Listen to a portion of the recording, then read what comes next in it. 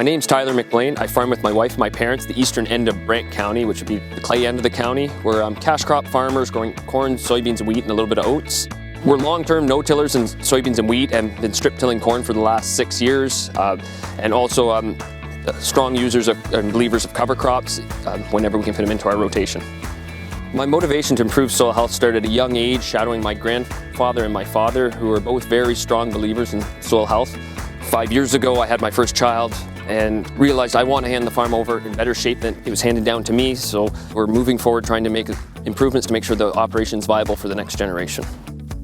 Our on-farm project is based on 2 farms side by side, one that's been in our family since 1952 and one that's just been under our management for the last approximately 5 years.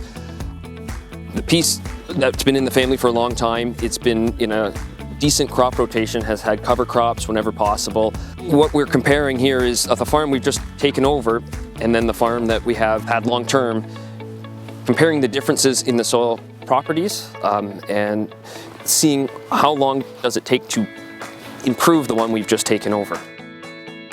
On our project, we have a benchmark on both sides where we are not putting cover crop, and then where the rest of the farms have been seeded down to cover crop. So we will have yield checks on both sides with and without cover crop, and then the researchers are taking measurements to see the improvements that are on both sides and comparing it to where we have no cover crop to see the gains, if any.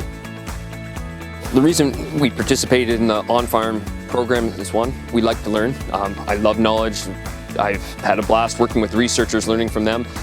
But the other reason is, as farmers, seeing the cover crop, we see what we believe to be positive gains, but through this project we'll hopefully be able to actually have true concrete evidence that the cover crops we're using are making improvements to the soil, besides the farmer opinion that it is. Working with the researchers in the on-farm program have been excellent.